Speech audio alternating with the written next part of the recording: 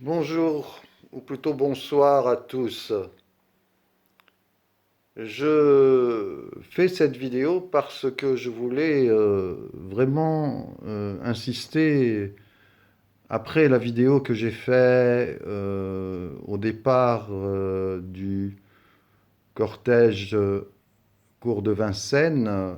Je voulais préciser que j'ai marché tout le long jusqu'à hauteur de Saint-Paul où j'ai quitté les Gilets jaunes euh, pour éviter justement les problèmes en sachant que à partir du moment où on arrive au point de ralliement et au point final d'une manifestation, à savoir dans ce cas c'était Bastille, il y a eu une tension qui s'est mise en place et c'est là que Jérôme Rodriguez, qui faisait un live, a pris un flashball dans l'œil, une fois de plus, une bavure de plus.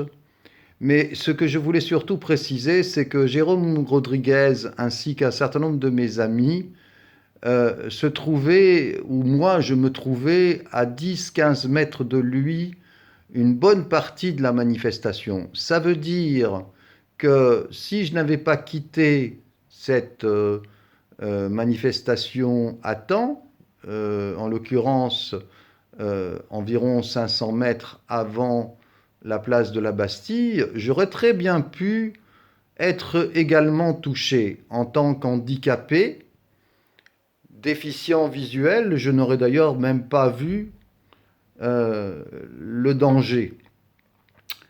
Est-ce que la politique du gouvernement, c'est chaque fois de mettre des éléments perturbateurs, à savoir cette personne policière qui donc a encore tiré ce flashball pour des raisons qu'on imagine bizarre, puisque la manifestation a été pacifique tout le long. Pourquoi aurait-elle été plus ou moins pacifique à la fin? Jérôme Rodriguez est un gilet jaune connu, ce n'est pas un violent, et vraiment, on se demande à quoi on joue. On se demande pourquoi ce genre de choses sont faites, si ce n'est pour effrayer la population, pour effrayer ceux qui veulent manifester pacifiquement.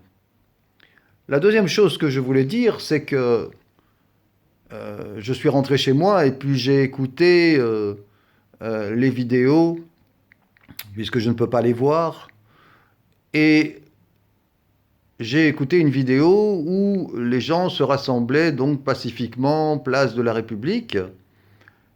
Et là, tout d'un coup, alors que cette manifestation est autorisée, qu'il n'y a pas de problème majeur, puisque les Gilets jaunes avaient pris le parti de rester tranquillement au même style que Nuit debout. Là, c'était Gilets jaunes debout, ou Gilets jaunes, Nuit Gilets jaunes, pardon.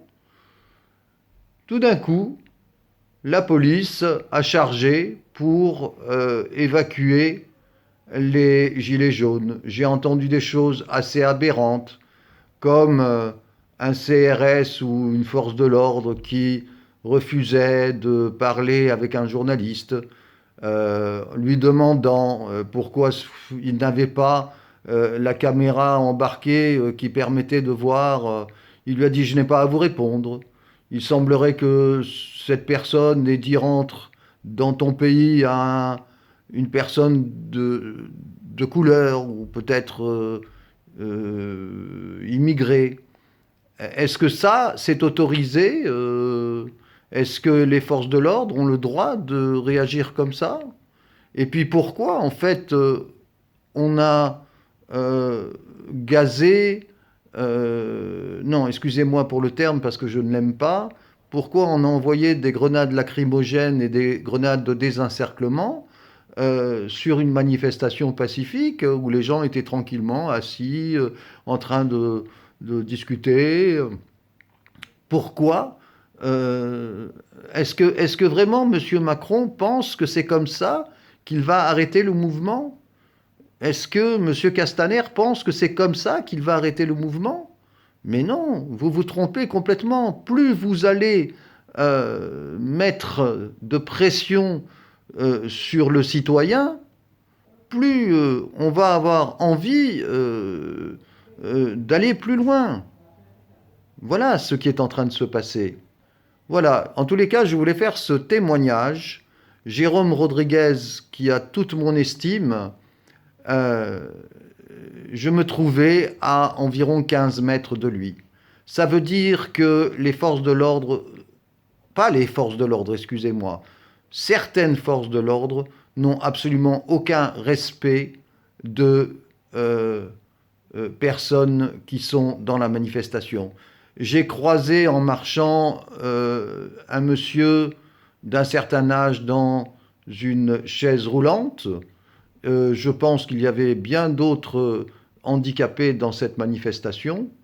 Et à partir du moment où les manifestations sont pacifiques, il y avait d'ailleurs la CGT qui nous a rejoints, euh, à quel jeu joue-t-on? Je demande vraiment à mes amis, qu'ils soutiennent ou pas les Gilets jaunes, de bien écouter cette vidéo et de comprendre pourquoi je suis en colère, pourquoi je soutiens les Gilets jaunes et pourquoi je suis Gilet jaune aujourd'hui.